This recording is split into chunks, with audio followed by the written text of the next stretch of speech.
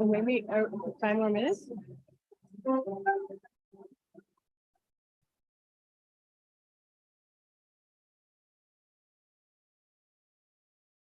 And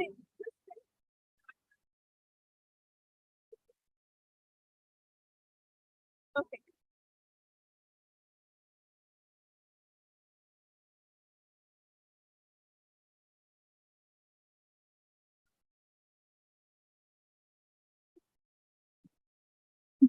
Good morning, everyone. Welcome to CrossWalk. Is there a football game happening today or something? You picked a great morning to be here. So for the month of February, this month of love, we have been pulling in some love songs from the radio and from pop culture. And this one is no different. This is called Reach Out, I'll Be There by the Four Tops. So I will invite you all to sing along. But here's the thing. There are lots of words to this song. So if you want to sing just the echoes, that's fine. But here's what I'm going to ask. There's a part in it where it says, reach out. And I'd like you to reach out as long as you can do it without hitting somebody. Reach out. And this song, I feel like for me that, growing up, my dad used to always sing this one to me when it came on the radio. And so for me, it feels like this song of unconditional love. And the song is going to fade out like it does on the radio. But for me, that feels like the song keeps on going into the world. And we're just here for a short moment of acknowledging it. So, all right, stand up. Let's sing with the Four Tops.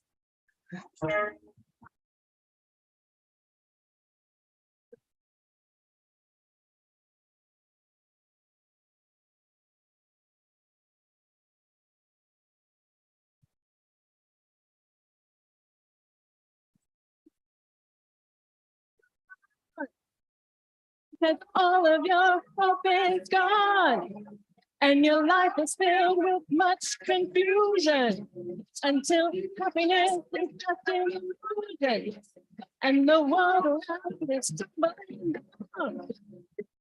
And reach out. Reach out. Ha! There. Shelter you.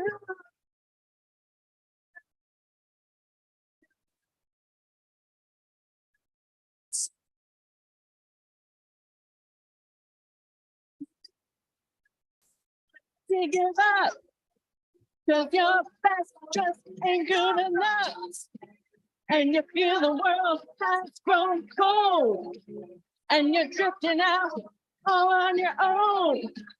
And you need that to hold. Don't reach out. Reach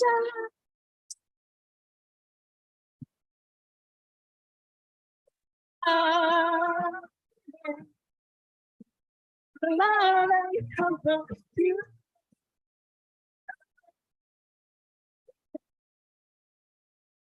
Cherish and care for you.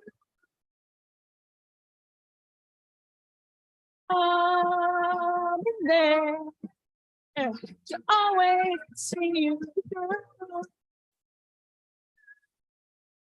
There to love and comfort you. The way you hang your head, you're not alone now. Now you're afraid, and through your tears you look around, but there's no peace of mind to be found. You're alone now, no love of your own, but darling,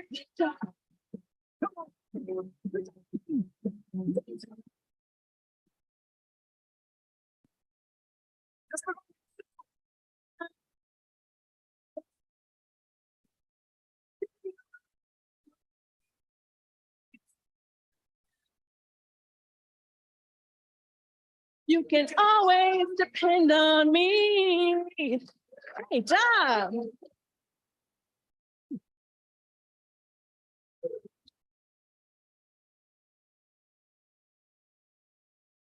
Good morning. Good morning. Welcome all of you to CrossWalk. Did you get the message from God to you in that song? I hope you did.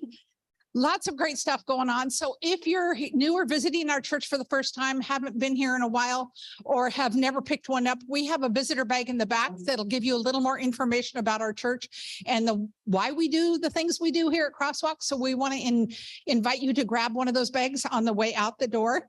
And then I'm guessing you heard there's Super Bowl today. So we do a little different thing for Super Bowl. So we ask people to bring in cans of soup or chili or any canned foods and vote for the team you think is going to win. So how many of you are for Kansas City Chiefs? And how many of you are for the underdogs? I always vote for the underdogs just because it's just who it is. So we know the real winners of the game. It doesn't matter which one of the teams win. We know the real winners of the game are the people that are going to get these cans of soup and this canned food from our pantry. So thank you for supporting our ministry here at CrossWalk with all of the cans of stuff. I was going to put 2 carts up here for this side because I had a feeling, but I like the way it's kind of stacked on there, but I do appreciate they went higher. I'm just saying. So also want to remind you that we're collecting socks. The kids are Warm Their Souls is a ministry they're doing back there in Kids Crossing. If you get a chance, check out the box on the back. But just because it's full doesn't mean to stop bringing in socks. Please bring in more socks. I took a picture of this and I sent it to Lynn so that she could share it with the kids because the kids don't come in. But men's and women's socks, they're going to give them to the houseless people in Napa. So I just want to encourage you to keep bringing in socks through all of February and support the kids in what they're doing.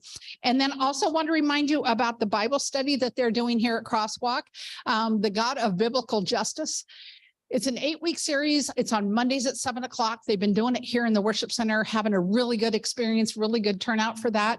So come on down on Mondays at 7 o'clock and join in on the conversation. This is not one that if you've missed a couple that you can't come in at any time and pick it up. There's a lot of great information available on that. So be sure you be part of that. And then next Saturday, we're having a 2nd annual seed swap. And I had people thinking this is CrossWalk putting this together. And we have a couple people in here who like to garden. And they're like, why wasn't I invited to be part of this team? And it's not us, it's actual seed swap for Napa County, but they're using our campus. So that's why we're partnering with them in this. So it'll be next Saturday. So come on down. If you have seeds, if you don't have seeds, it's okay because they'll have seeds available. So come on down and check it out. It's going to be in here in the worship center. They're going to have it all set up where you can come through. If you do have seeds on the CrossWalk connection, it'll tell you how to package them up to bring them as well to swap. So come on down and show your support for what they're doing. And I know a lot of you out there do gardens, so it would behoove you to come check this out. And then on the table, there are these little envelopes called Love Responds. This is for 1 great hour of sharing.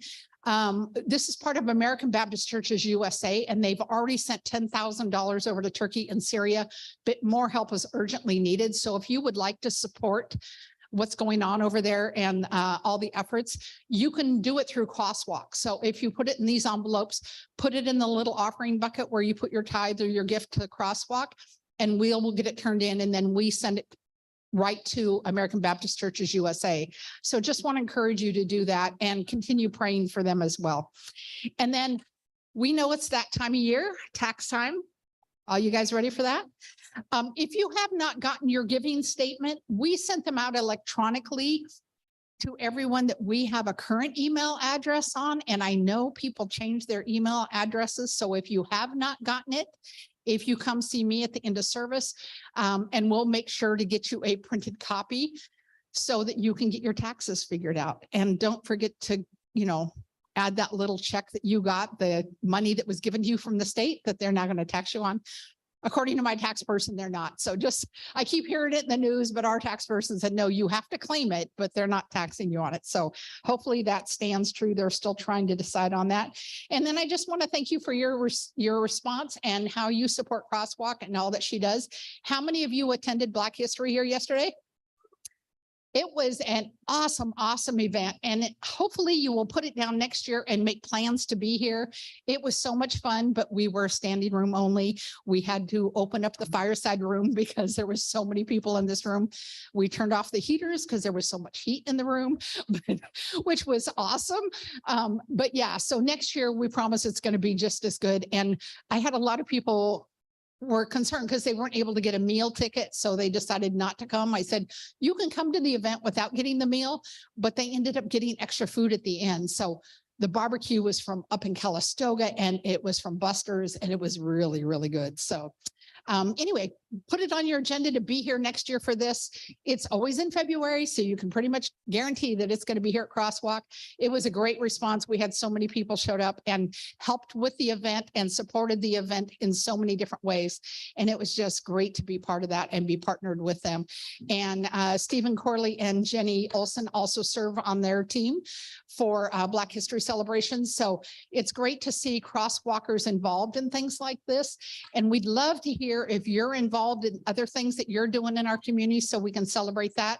I happened to see someone posted on Facebook this week that they're part of helping with the food bank and they deliver meals to Meals on Wheels, which is awesome. I think that's wonderful and I'd love to celebrate that. So again, thank you for your support and helping CrossWalk be who CrossWalk is.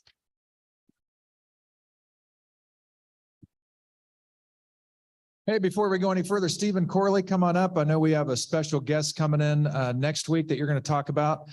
Stephen and Jenny were part of the steering committee for yesterday's event, which was great. And Kim is here too, right? Who was also part of the steering committee, which was outstanding. It was standing room only in here, which was really exciting and good. So take it from here. Yeah, Kim Hester Williams also was on our steering committee. For those of you that weren't here, welcome on the Sunday, Kim. You honored me by letting me learn from you. It's been a great ride these last 3 years, as difficult as it can be. Next week, we're going to have a guest, Katie Choi Wong. She wrote a book called Building Lasting Bridges with 2 other authors. I'm going to be doing a small group study of this book. Probably not in competition with Emily and Pam. We'll figure that out. So next week after service, we'll hand out these books to all that want them, and then we'll get together 2 weeks after that to have a little planning after church for like 20 minutes to orient you to this book. It's very accessible. You'll see that with Katie next week on her approach, thoroughly researched, but really accessible. And so it's only 150 pages, 6 parts, pretty digestible and a good sense of humor on some pretty heavy issues, and a way for us to look at ourselves and build lasting bridges as allies. So what does that look like? How do we do it? That's what we'll be going through. And so while we have opportunities with Black History Month and in June with Juneteenth to be out there in the community as CrossWalk, and we can bring Black History Month in here, this is a way we can dive into our own hearts and experiences and have some probably uncomfortable conversations about what it is that we've done, what we've thought, and how we can move forward and continue to grow and grow, because it's a practice like meditation. You never get there. And I will, one last thing, I think it was JT yesterday said, with your ally card, it's good for a day. You wake up the next day and you got to earn it again. And I just thought that was awesome words from JT yesterday. So look forward to this, and Catherine, Katie next week. All right. To do shout out to Stephen, maybe you don't know, but he's been meeting regularly with a group from our region called Evergreen, part of American Baptist Churches, for a year and a half, something like 2.5 years on racial reconciliation, anti-racism, all that. And so he's passionate about that, and he's going to be bringing that to a course in a few weeks, or in a few months. So anyway, I want you to take a moment, stand, and you got 2 options. You can either talk about why you're confident the Kansas City Chiefs are going to win today, or what is your favorite processed meat? Your favorite processed meat. Stand up and do it.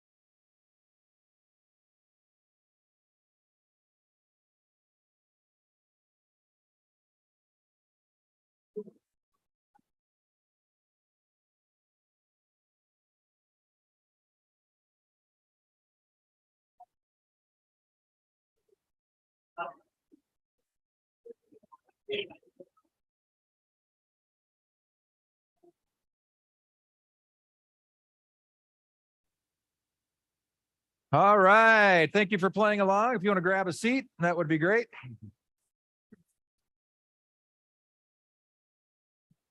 As you find your seat, just want to remind you, reorient you into who we are as a church and what we're about. We're a progressive alternative, which means that we take a broader view of the faith in general. We're a very inclusive community.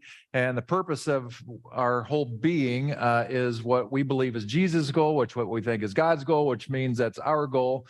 And in a very fancy way of saying it, we're all about resurrection, renewal, restoration, reinvigoration. Our part of our international ministries has a tagline on earth as it is in heaven. And that's what we're trying to do, trying to help communities, people, groups, the planet itself, do everything we can to foster everything it can be, because we think that's what God is up to. Jesus gave us a roadmap of sorts in the Gospel of John, and sort of the movements of his life that built toward this grander goal was he was a lifelong learner. So we follow him in that way by stretching in our thinking and our perspectives. We kneel in service in the ways that Jesus did, just because it's the right thing to do. We stood for grace and justice as Jesus did in his life and taught others how to do it. Gandhi learned his nonviolent approach to what he did in his life from Jesus. So we have lost that largely because we didn't have the eyes to see it or the ears to hear, but Jesus was deeply passionate about it. The prophets of old were deeply passionate about it. We need to be deeply passionate about it. Jesus was also one who took time away to connect with God. Coming to church is part of that connection, but also what we do individually is important. And that final part of incarnate, Jesus never intended to make this a Lone Ranger kind of a thing where he's just the guy that we hold up forever. Everything he did with his disciples around him. This whole thing is meant to be not me, myself, and I, but we together are the people of God that are trying to resurrect things. So that's what we're all about. My favorite Bible verse in the whole Bible is Micah 6:8. Act justly, love mercy, and walk humbly with God. And we just happen to have a song to help you sing that. So why don't you stand with me? I'm going to partner up with Ann on this. We're going to crank it out, and it goes fast. So stay awake. Here we go. Help me out.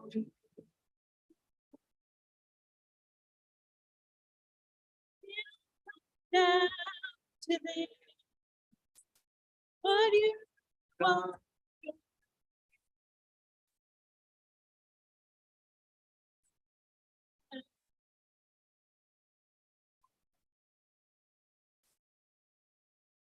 Act justly, love mercy, walk humbly with you, God, in all things, in all ways. Walk humbly with you, God.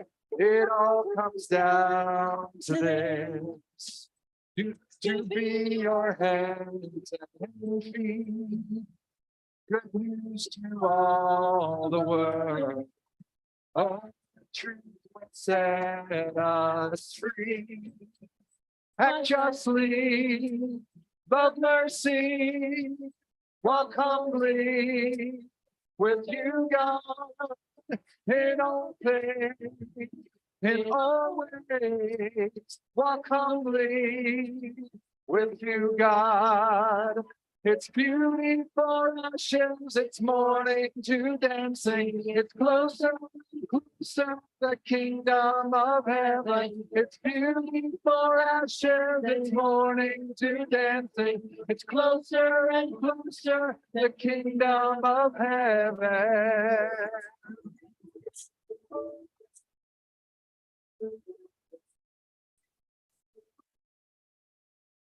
And years from now, we'll see the fruit our hands have sown, and faith just like See, the only way to grow.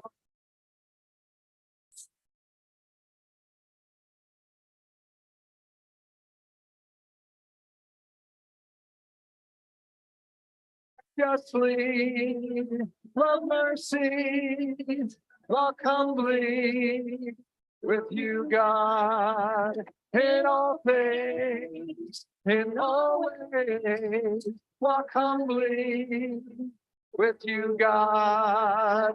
Give yourself a hand. All right.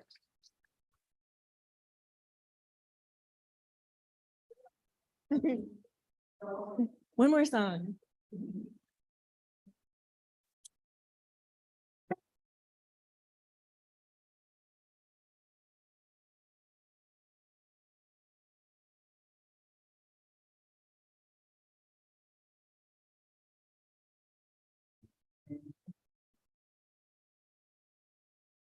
Inside, you are love. You bring light to the darkness. You give hope. You restore every heart that is broken. Great are you. It's your in all the we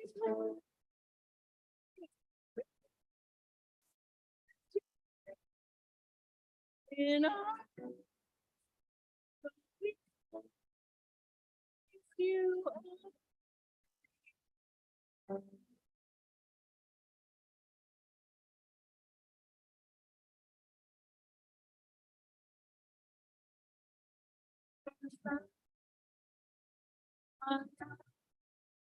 You bring light to dark. You give hope. You restore us. Okay.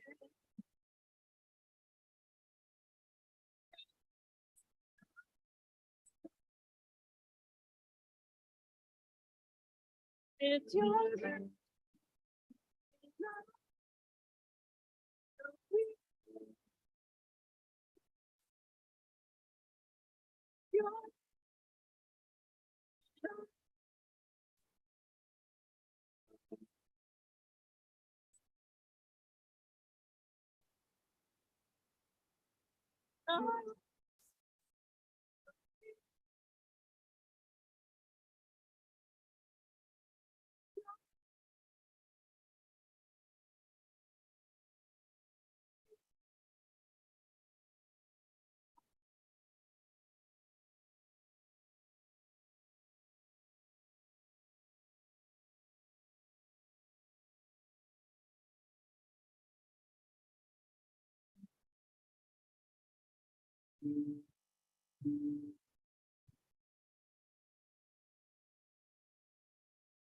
and all the earth will shout your praise.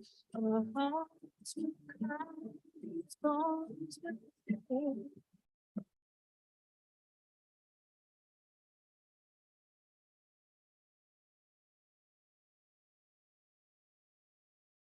And all the earth will shout your praise. Our hearts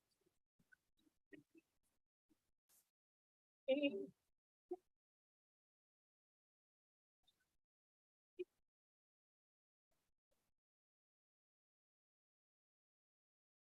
And all the earth will shout your praise. Our hearts will cry, these bones will sing.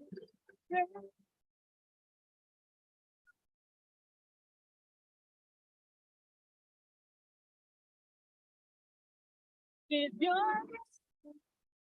in our people.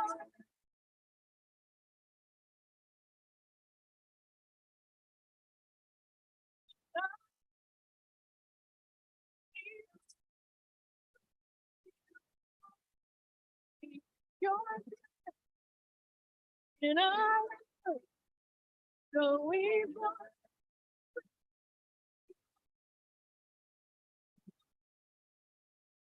In our hearts, going far with you.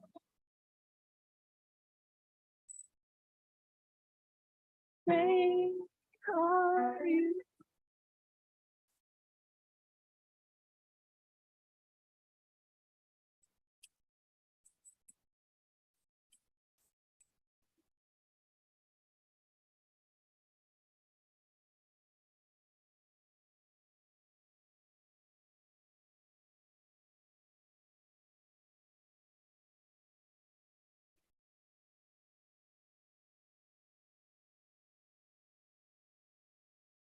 Thank you. All right. Good morning, everybody. So, based on what Pete sent me in an email about what he's going to talk about today, I thought we'd have experience with in the mindfulness tradition, what we call equanimity. The word gets used a lot. And you may have heard me say before, my favorite definition is that we get to not have opinions for a while. Equanimity means for a moment we can just let go and allow ourselves to just be and not have to have opinions, not have to classify things as good or bad or right or wrong. So I wanted us to have a little experience with that this morning. And another way I was going to throw out there for us to think about it was when we think about a child, a young child, a baby, and when we see something new, we see something in the world, if we imagine ourselves as a young child, we see it, we're curious about it. We're curious, we're full of wonder. We don't know about it. We don't have an opinion about it. So that's sort of another way to think of equanimity, that ability to just be curious and be full of wonder about something. So what we're going to do is I'm going to lead us in a guided meditation with that, which I call the spaciousness meditation.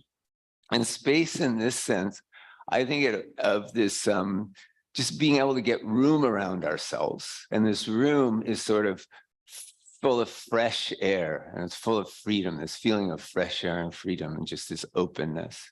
So I'll lead us in that. That was the only thing I wanted to say about the spaciousness meditation. I'll lead us in that. But first, I want us to just sit for a second in just a basic mindfulness meditation.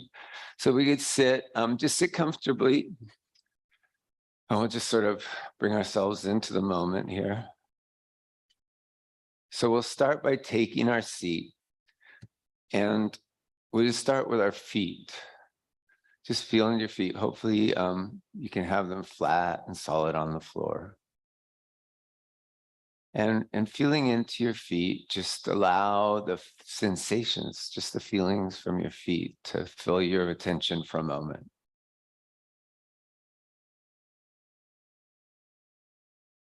And this is always a great way to just drop into the moment, is by feeling our physical sensations, because they're always there. They're always available. And we can always fill our attention with them. Now move your attention to your seat on your chair. And same thing, just flat and solid, and feel into the feelings that are coming from your seat. Sit bones on the chair.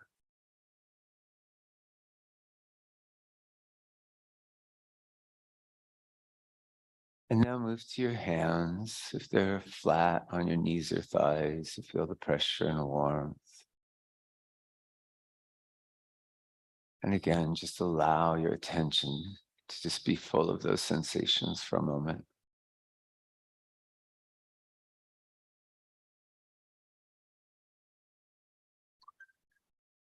And now starting with our waist, let's just sort of scan, feel up our body. So just move your attention slowly up your trunk, up into your chest. You can feel a little lifting even as we do that. Just a little gentle raising up into our shoulders, our neck. Feel into your head and face, all the way to the top of your head.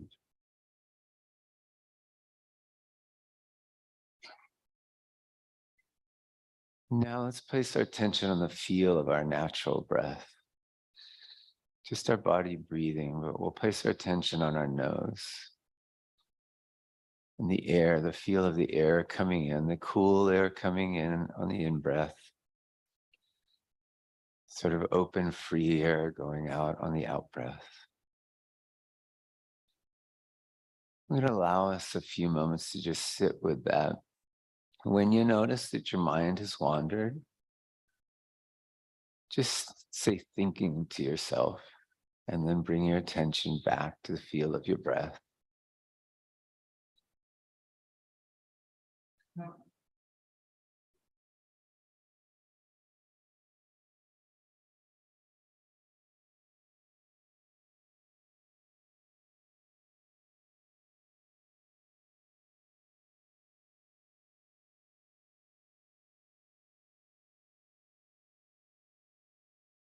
There's so much in this simple practice of being present.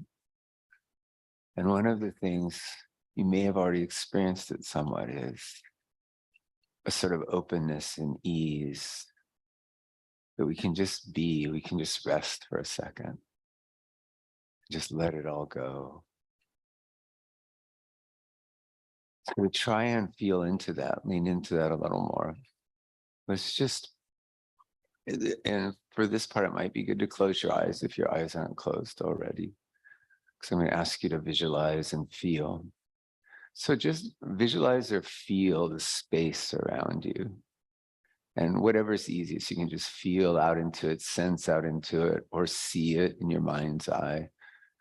Just the space all around us moving, can move out towards the creek, out towards Westwood Hills, up into the sky. Just imagine, feel into all that space around us. And feel it, allow it to be full of fresh air. Allow a feeling of freedom to come to you, just this openness.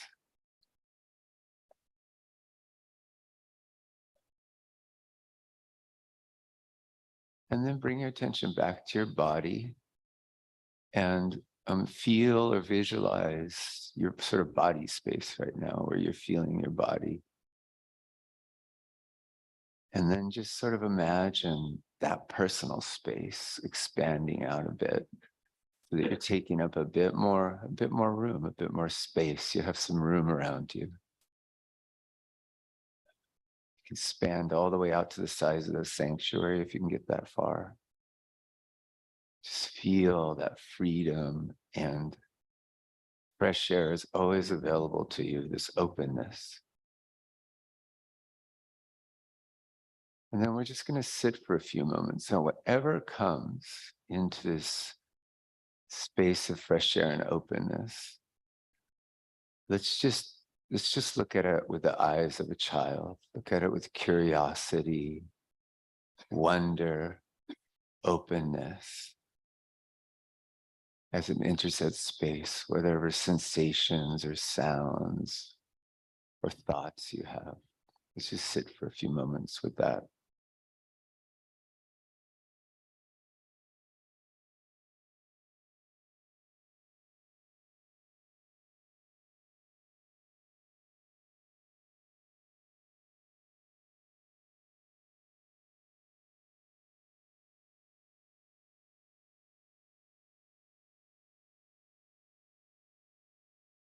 And when you're ready, just let all that go, and we'll just move on with our day. When you're ready, open your eyes. Thank you very much.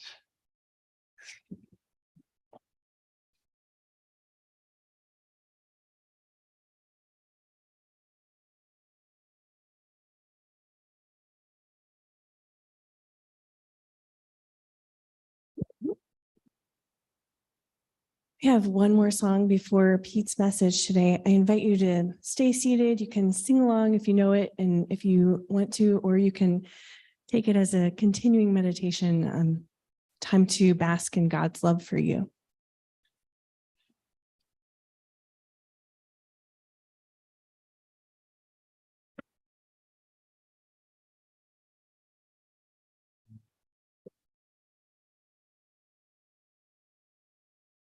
And the rain is blowing in your face,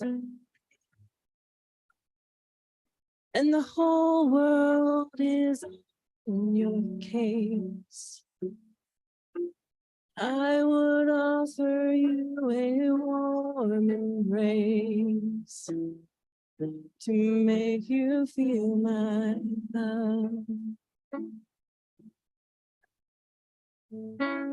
When this evening shadows and the stars appear, and there's no one there to dry your tears, I could hold you for a million years to make you feel my love. I know you haven't mind up yet, but I will never do you wrong.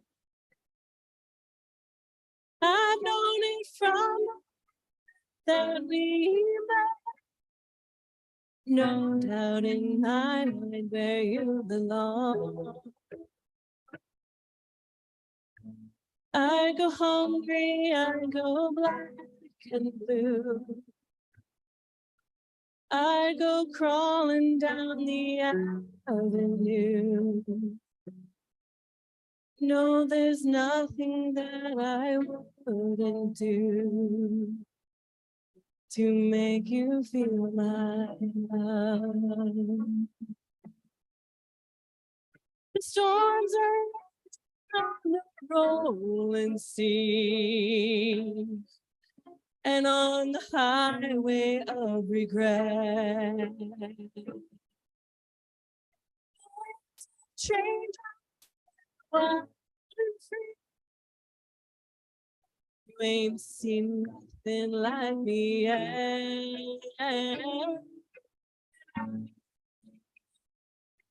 Make your dreams come true.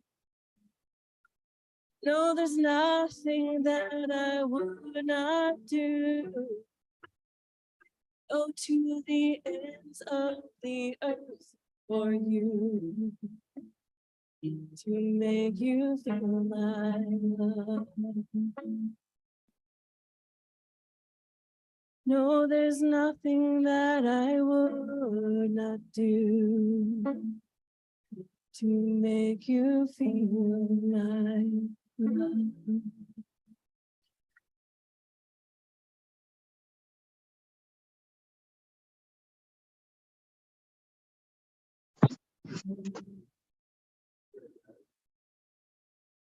Try that again. That was great, guys. And sent me her final set list that she wanted to do and said, hey, I think on that Make You Feel My Love, I'll sing it and I'll have G Money on the keys. So thank you, G Money, Gordon Wagner. All right, so we're in week 2 of this Love Strong series. And as you cannot read from your seat, in 1 Corinthians 1:25, Paul in his letter to the church in Corinth says, the weakness of God is stronger than the greatest of human strength. The weakness of God is stronger than the greatest of human strength. And this is not one of those macho, I could beat you with one hand tied behind my back. If I was feeling under the weather, I was still stronger than you at your best day. That's not what we're talking about. This is the modus operandi of God, that God chooses the humble path. And that is so counterintuitive and countercultural that we really can't believe it. But that's what was evidenced in Jesus' life, and that's what was evidenced in the prophet's life before him. It's what was evidenced in Paul's life and all the apostles, that the way to grow, the way to transform is in laying ourselves down, not in trying to beat the other up. So we're going to take a look at some scriptures that lots of churches around the world are looking at today.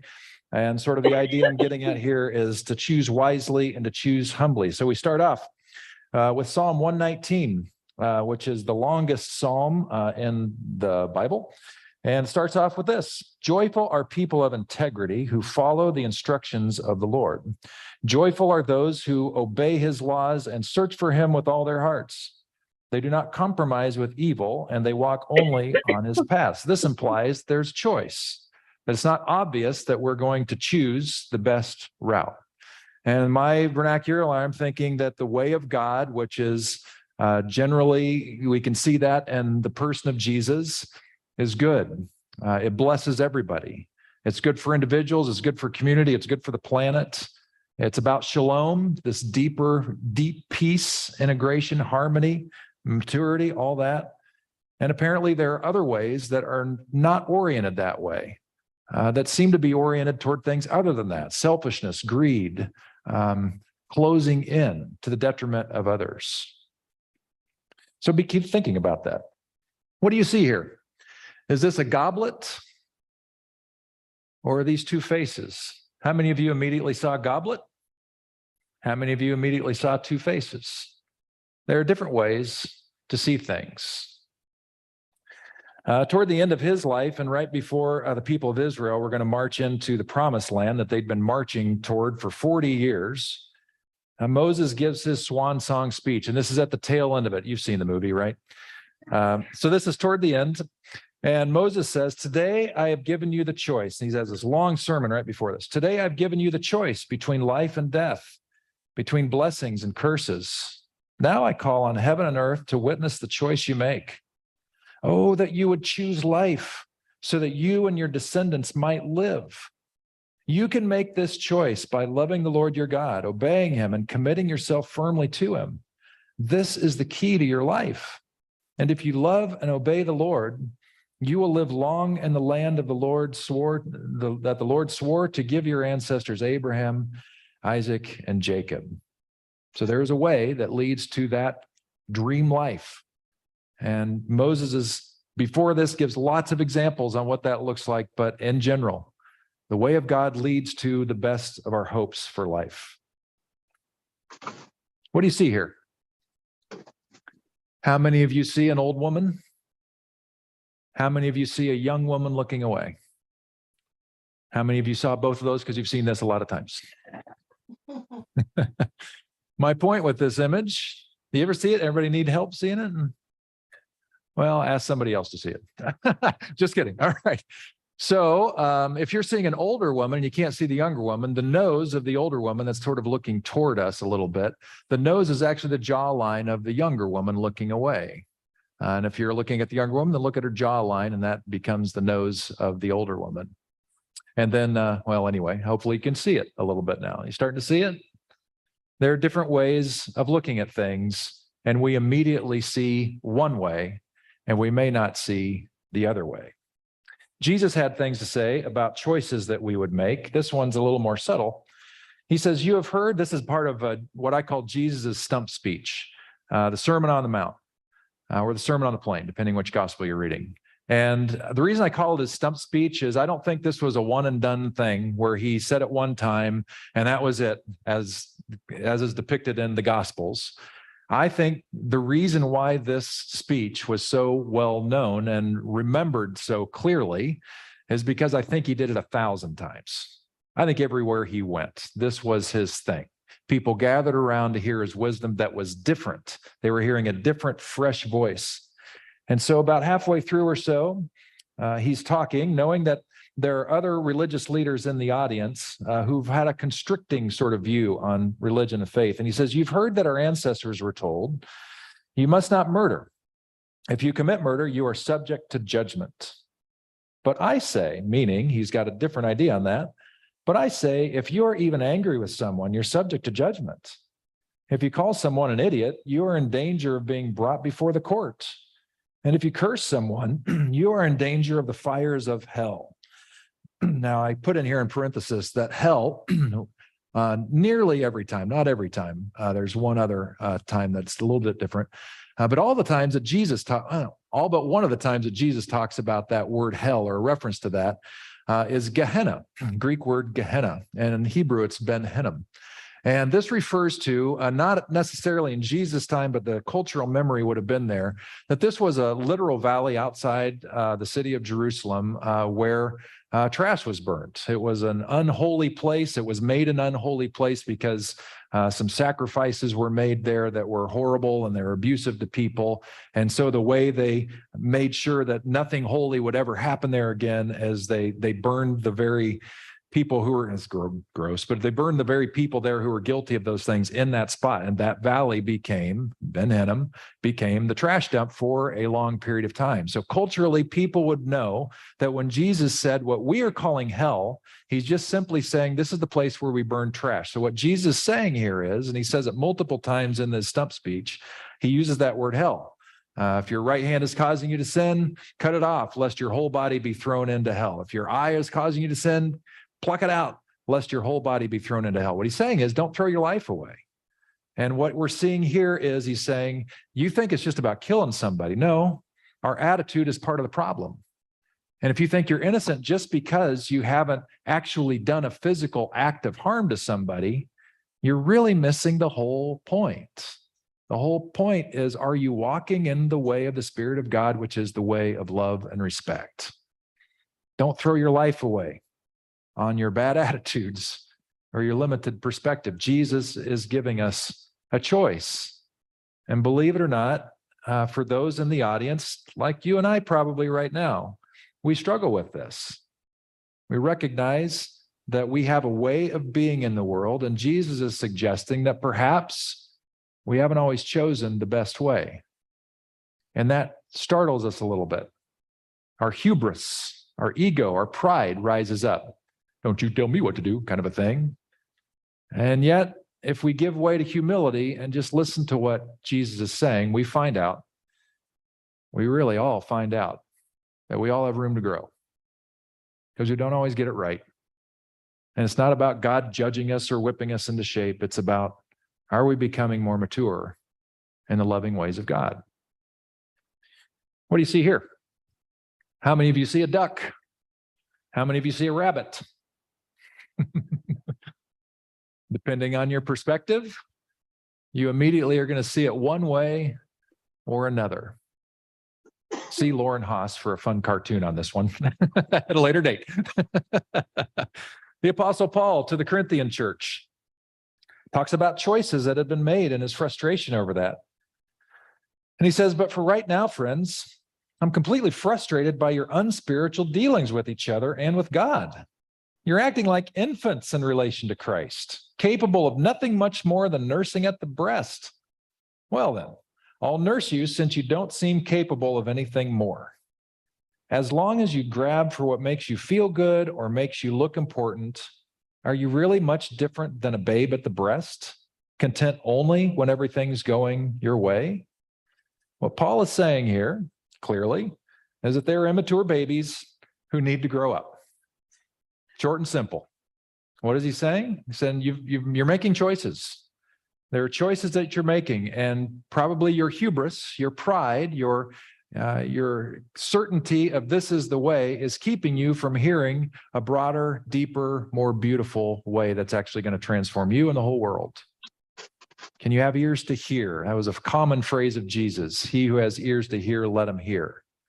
Suggesting that we have some control over our capacity for hearing and seeing, that it may have something to do with our ego, with our pride, with our certainty. And he's saying, try as hard as you can to soften that, because you don't want to miss the greater thing that is being spoken. Hubris and humility. Which way do we follow? One last thing. How many of you see a blue and black striped dress?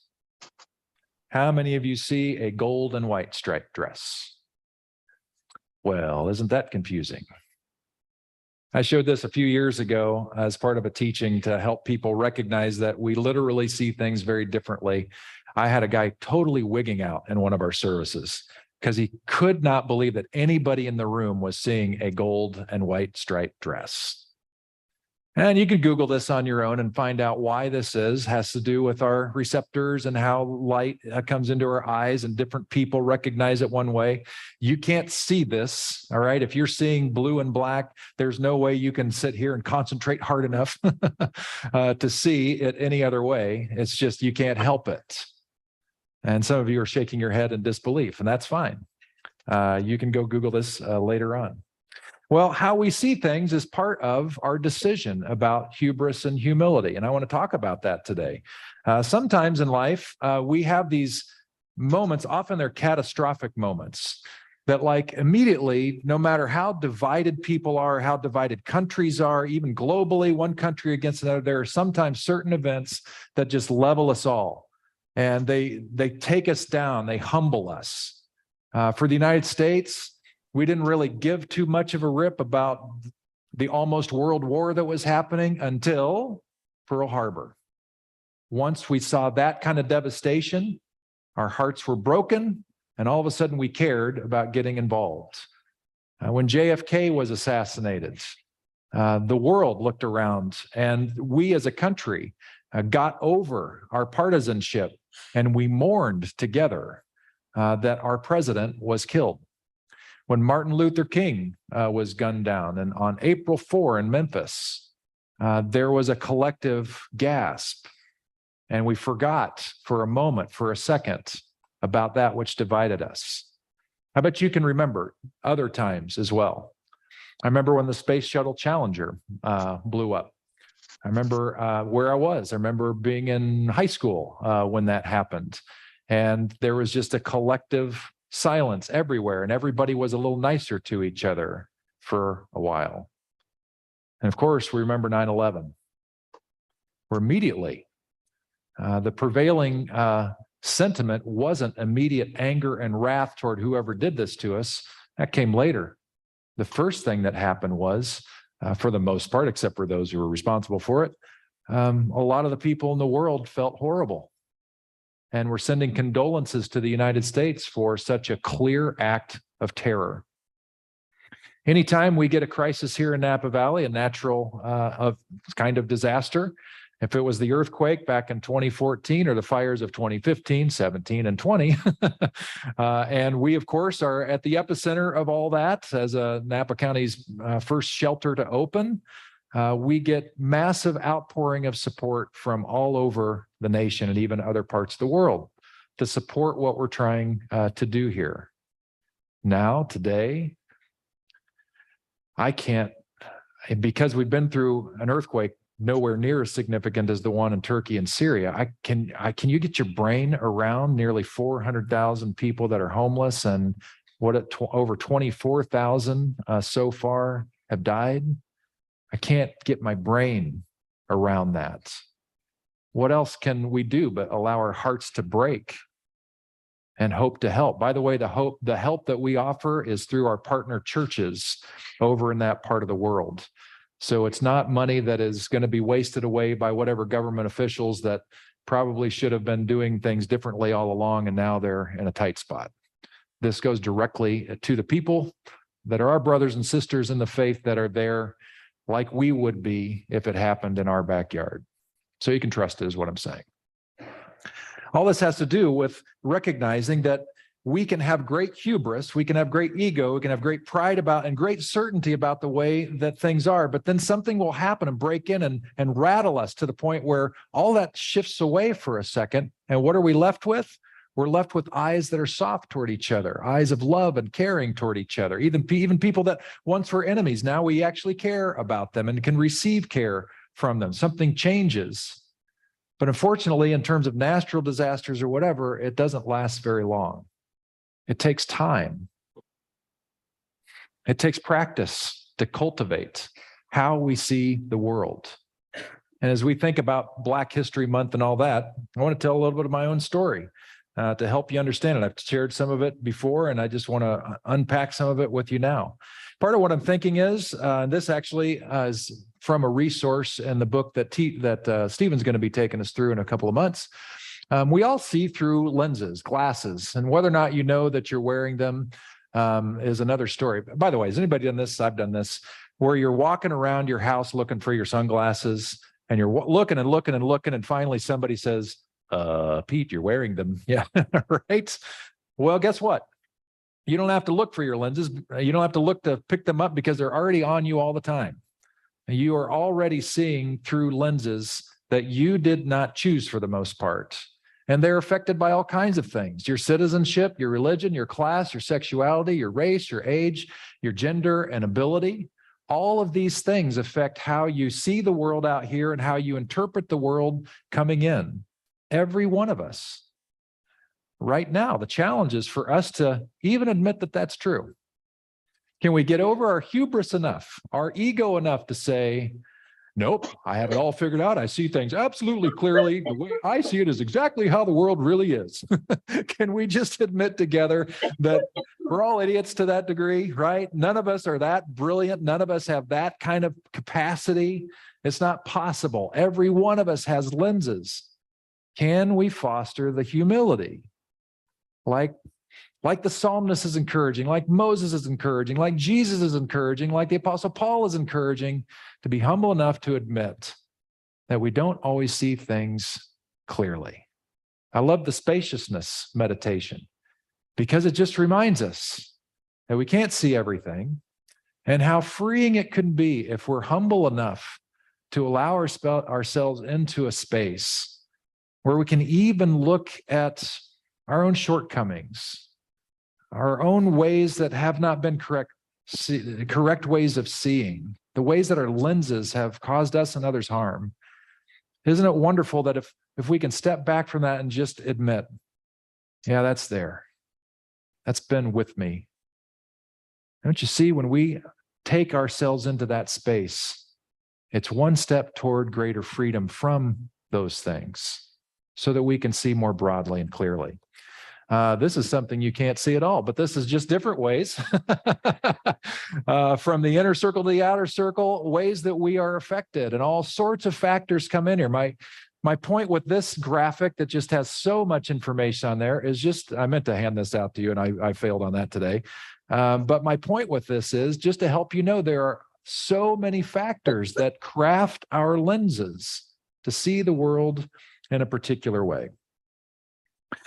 So I was born in Kansas City, Missouri at St. Luke's Hospital on June 18, 19-something, and and was raised the first 8 years of my life in suburban Kansas City.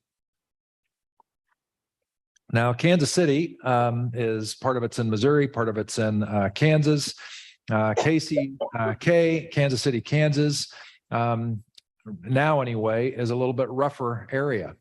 And where I was growing up was Overland Park in its earlier stages, which is now this sprawling, massive community in Johnson County, one of the wealthier counties in the nation.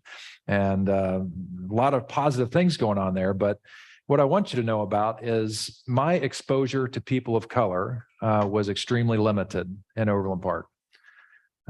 Really, my experience, my first 8 years of life, we had a Filipino family living down the street, and their son was my brother's best friend.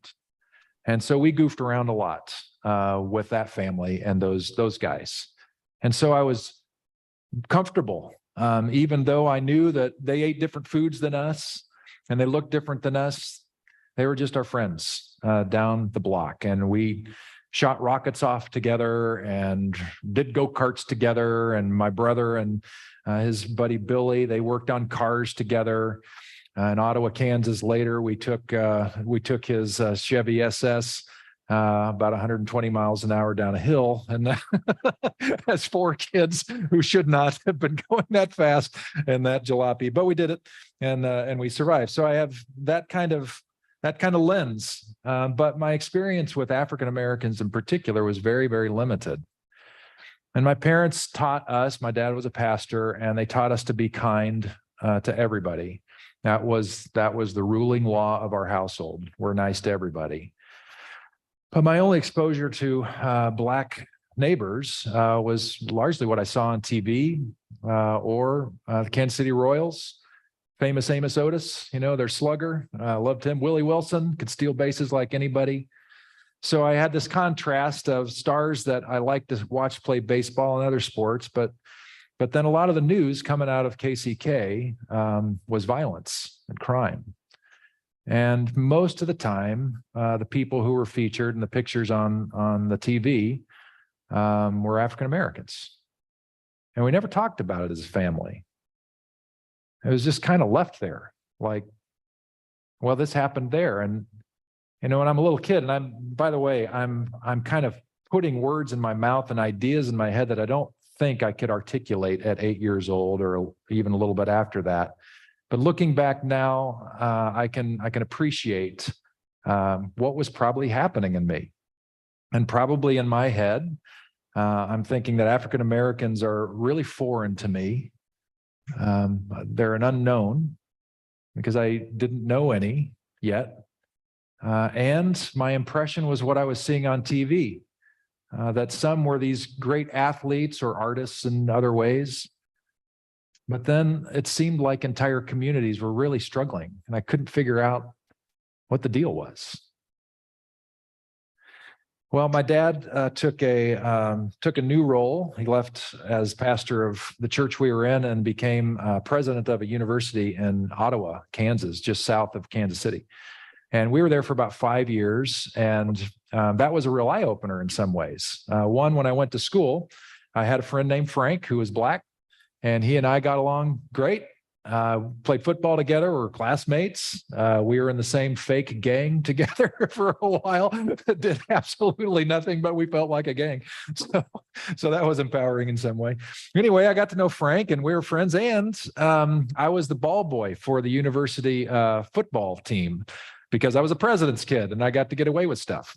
And so I got to know these massive guys, from all over the country, and probably half the team was Black, I'm guessing. And it was cool, so they became less foreign to me. They became real people. And I remember there was this one time, this was during basketball season and for the university. And there was kind of a bully kid that was coming around and wanted to start something with me. I don't know why. I'm such a nice guy. Why would anybody want to start anything with me?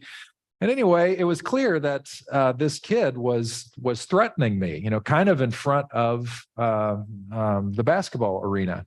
And one of the football players, who happened to be Black and happened to be massive, he was a lineman, I think, he stepped in and he protected me because he knew who I was. And so my experience started to reshape based on my relationship with people of color that I hadn't had before.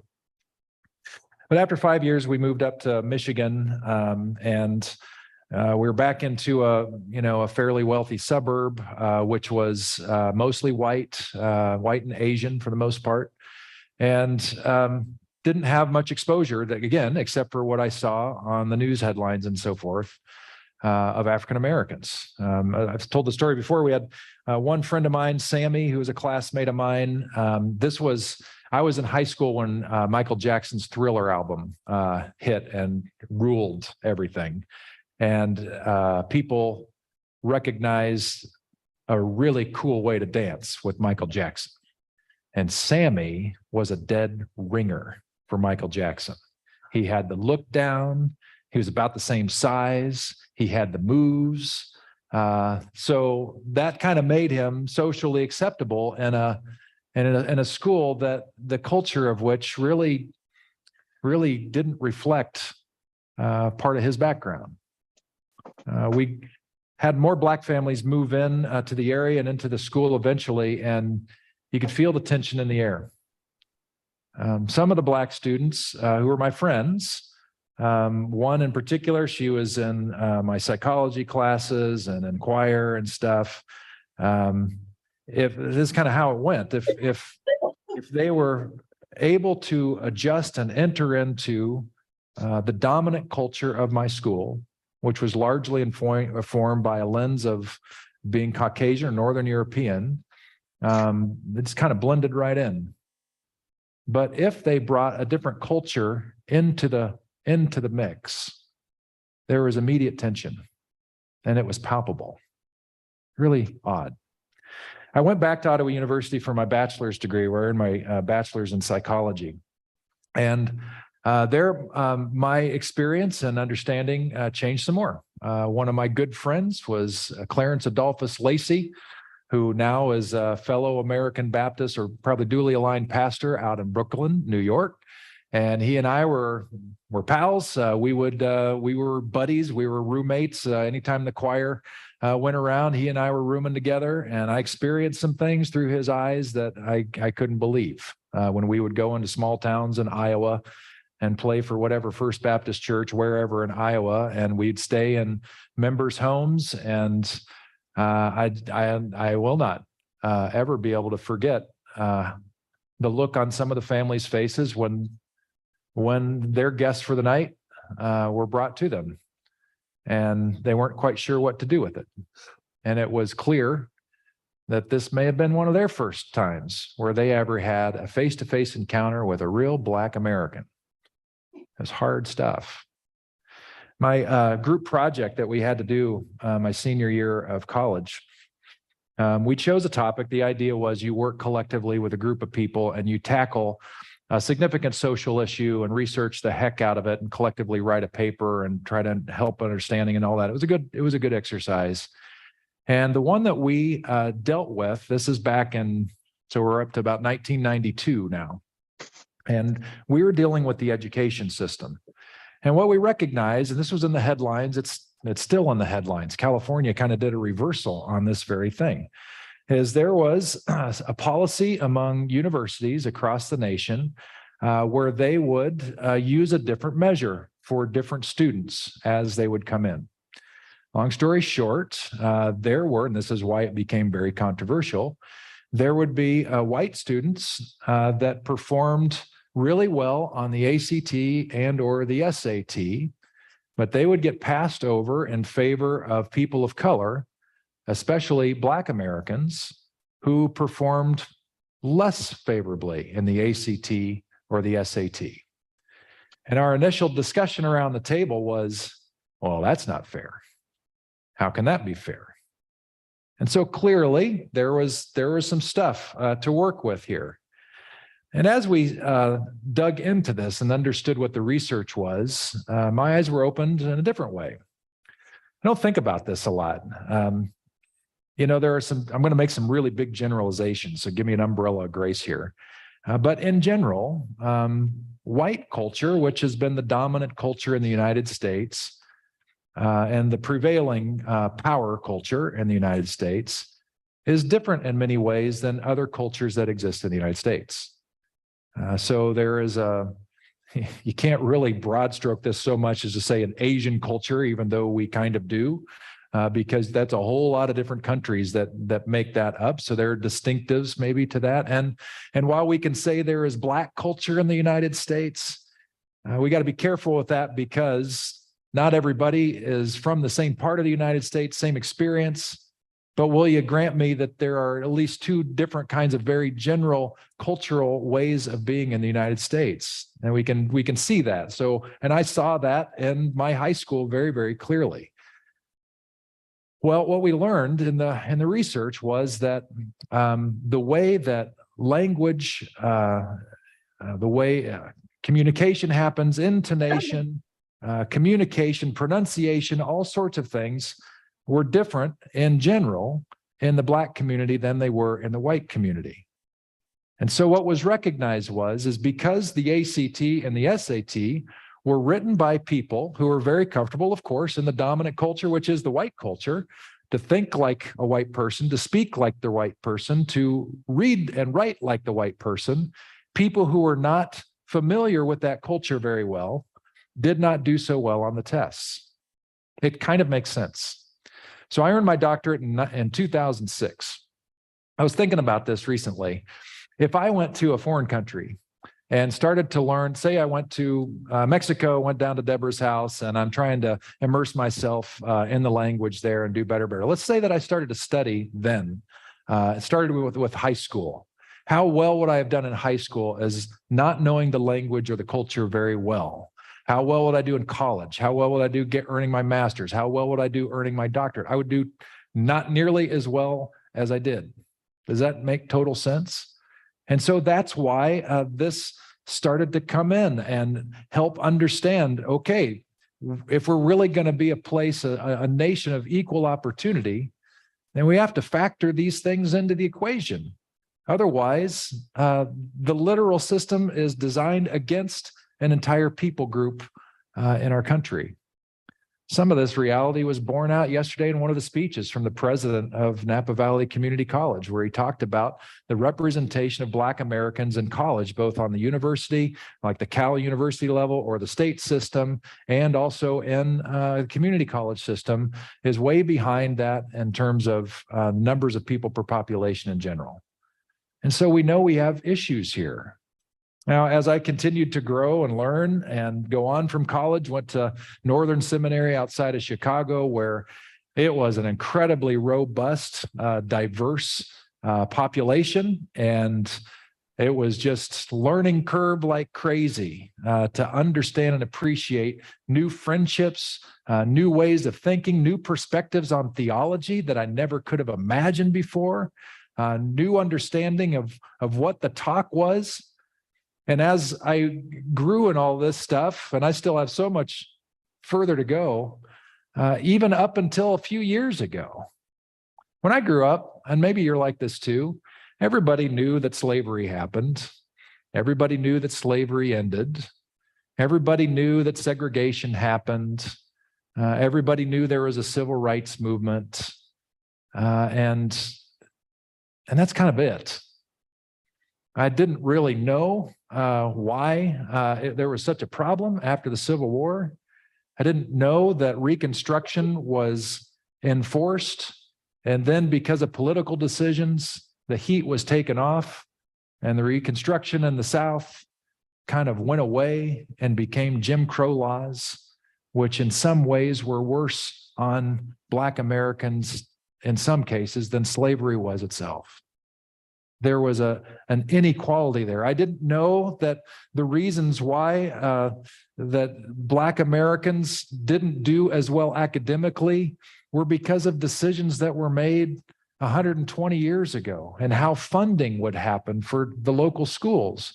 I didn't know that there were people at that time that knew ways to think about how we can guarantee that people are staying in their zone, in their lane. I didn't realize the impact of how the zip code around the school and the neighborhoods around the school are the ones that determine how much money those schools get. So the poorer the neighborhood, the poorer the schools and the less of the education. It started to make a lot more sense to me why my parents were really specific in the suburbs that they chose to live in around Lansing, Michigan, and why we chose Okemos over all of the options, because they wanted the best education for me. And they knew the way to guarantee that was to move into a community of wealth. So I didn't realize what that would do long term. And none of us were born, I don't think, when those decisions were made, but they're still at work. I didn't understand how the middle class came to be after World War II. I didn't know that the GI Bill made such an impact on that. That coming home from war, there was this wonderful opportunity afforded by the government that military men could get their college education for free and had access to loans that never before were even heard of. And the idea is that we wanted the nation to grow and prosper, and it did. Suburbs became a thing in the wake of World War II. That was the time, by the way, if you were a pastor, that was the time to be a pastor. Because literally, United Methodists, American Baptists, and other denominations, if they saw a development was going up, they would build the church before the houses, knowing that as soon as the houses were built, they'd have a full church. And that's really how it was. What I didn't know is that the GI Bill, while technically was for all GIs coming back from World War II. It really didn't work out that way in practice. I didn't realize that Black Americans coming back from serving in the same war, putting their lives on the line like everybody else, came back and the homes that they were allowed to buy were only in very restricted areas, impoverished areas, Black areas. So that meant that while they might be able to get a home, and even then that was a big if, because it was still hard to get lenders to say okay to a home in a very impoverished area, who they would often get ripped off with extra fees that would make buying a home almost pointless. There are still people today that are stuck in terrible loans and fees back from the World War II era. It's crazy. That's horrible. And then the colleges, they were welcome to go to college. But what if only one or two will accept Black students? And so I'm thinking about my life, and I'm thinking that my grandparents on both sides were immigrants, both from the same region, kind of were Dutchish, sort of. And I'm thinking about them coming over to the country, just wanting to have a fresh start and wanting to do the best they could, because they saw a future here in America that had greater hope than where they were. Both sides came and they made it happen in the Midwest, and were afforded a lot of things because I look like me. And it's hard to imagine that people who, just based on their ethnicity, didn't experience the same luxuries. And of course, these things develop over time. All I'm saying to you is that there was so much that I did not know. I didn't know how the same would work with crime and the politicization of fear, and how that was generally related to race in subtle and sometimes not so subtle ways. It's like I was beginning to see my own lenses. And the more I learned and the more I understood, well, it just made me a little embarrassed. I've talked about this stuff before, and yet it's still awkward. It's not becoming to talk about our own journey. It's not becoming to say that I didn't have a clue. And it's embarrassing to say that I didn't care for a long time. But like a lot of folks that look like me, we didn't care because we didn't know to care. And part about caring is that to really look at it means that we got to own it, at least for ourselves. And that's really, really hard to do. Hubris can't stand long when confronted with information and relationships. So a decision has to be made at some point. Which way do we go? Hubris or humility? Micah 6:8 says, "What does the Lord require of you? But to act justly, to love mercy, and to walk humbly with God." What do we see in Jesus? A guy who he himself got schooled because of his prejudice. His eyes needed to be corrected in a story, and they were. And he became different because of it. This is the story of all the disciples having to get rid of whatever lenses they'd borrowed for a new thing. We had a friend who had a birthday recently, and I found this card, and as no reflection on the person, I just thought it was a really funny card. And so it has this hot dog standing on top of a mountain, and it says some birthday wisdom. A bratwurst is just a hot dog who understands how special he is. How many of you have been to a Giants game? This is my favorite thing to get at a Giants game. The Sheboygan bratwurst with all the fixins. Come on, that's heaven right there. So I think it's a very good thing for us to recognize that we're bratwursts in a world of hot dogs. I think the problem is that some of us have celebrated our bratwurstiness, not realizing that still at the end of the day, we're a bunch of hot dogs. And we haven't appreciated the different varieties that we have in our world and in people, and recognize their uniqueness, their specialness, to say, well, there's a hot link right over there. That's a spicy one. There's a chicken and apple right over there. There's a garlic and onion right over there. All these different varieties, as many as we can possibly imagine. But can we just admit that we're all a bunch of sausages? Can we all admit at the end of the day, we're all a bunch of hot dogs? We really are. If we really want to boil it down, we're all processed meat, one way or the other. Every last one of us.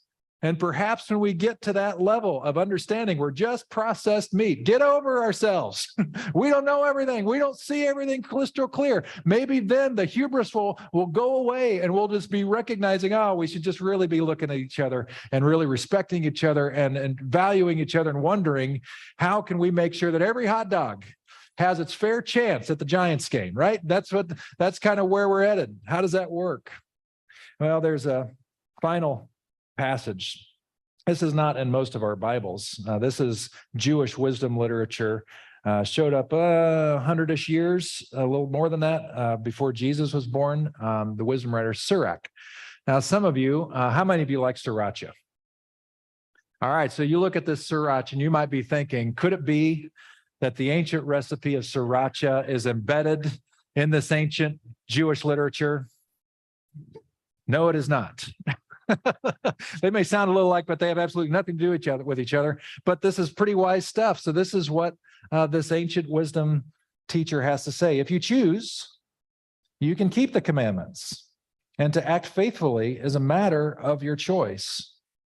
He has placed before you fire and water. Stretch out your hand for whichever you choose. Before each person are life and death, and whichever one chooses will be given. For great is the wisdom of the Lord. He is mighty in power and sees everything. His eyes are on those who fear him, revere him is a better translation, and he knows every human action. I love this last part. He has not commanded anyone to be ungodly, and he has not given anyone permission to sin. Meaning, those are our choices. Probably based in our hubris, when we really needed humility. Love strong is the way of humility. It is the way that unites us together. It is the way that helps us see each other as equals. It is the way that allows the very Spirit of God, because the Spirit of God is also in that humble servant capacity, allows unity to happen, allows a oneness to happen, allows growth to happen, allows bonds to be made. And do you see how countercultural and counterintuitive this is? In a world that loves its tough-talking politicians on either side of the aisle, we need more humility and less hubris. We need to love each other. And this is the way of God. So in a moment, we'll pray this adaptation of the Lord's Prayer together. But before we do, can we just be still for a moment? And I invite you to close your eyes with me. And God, I'm trusting that your Spirit is fully at work in this space. Has been, whether or not we have had the capacity to know it or not. God, you are that intangible other. You are our ground of being. You are sometimes depicted as some king on a throne, but you're so much more than that, expansive than that. You are involved in everything. Even if we can't see it sometimes with our own eyes, you are here and there and everywhere. And you are known by love. And your Spirit calls us, woos us toward love. And I believe that in this space today, that you have been at work to move us and call us toward humility, to let down our hubris, which does not allow us to speak vulnerably, does not allow us to see ourselves clearly or to own our complicity in the problems of our day. You invite us to trust the spaciousness of love. a spaciousness that allows us to be humble, to recognize what we don't know, to lay down our lenses, to become more whole. I trust, God, that you are at work here today. In congregation, I'm wondering if you've had ears to hear. And what you may be sensing from God today, it may not necessarily have anything to do with whatever came out of my mouth or any other part of the service. Or maybe it did. How do you sense today that God is nudging you? What is stirring in you?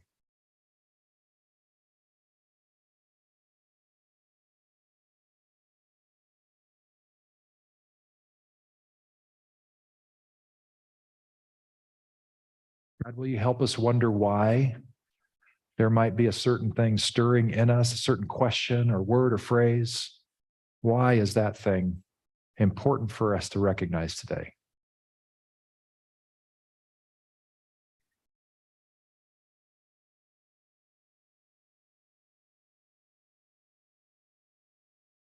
Spirit of God, Spirit of love, Spirit of reconciliation, redemption, renewal, resurrection. God, can you help us know what you might be inviting us to do in response to your working with us today? What do you want us to do in response?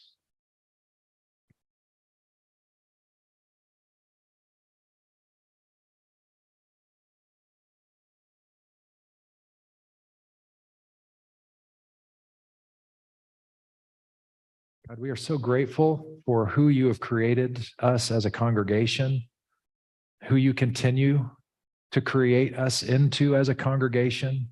We're so grateful for yesterday and what was celebrated here, a history that is largely unknown and unwritten, which is why we need a month just to remind us that there's a history to know and to celebrate and to own. It's U.S. history. It's our history. I'm grateful for that. But God, we want to be, as uncomfortable as it is, we want to be a church that seeks discomfort, because discomfort leads to growth and maturation. And we want to continually be a church that is malleable by your Spirit to become whoever you need us to be in this community and in this world. So God, we invite you to continue to woo us and to mold us, to hold a mirror to our face so that we might see the lenses we're wearing and the hubris we're walking around with, and instead bow down in humility and want to know more. To that end, God, we pray this adaptation of the prayer that Jesus taught us to pray. So if you read this out loud with me, if you're willing. Our loving, supporting, holy Abba, who art here and everywhere, thy divine commonwealth come, thy will be done through us. We are grateful for the gift of food and work for all to eat their fill. May we work for a world where mutual grace and respect abound, modeled after you. Strengthen us for the work we're called to. Amen. Let it be so. Thanks for coming today, guys. Go Chiefs, and we will see you next week.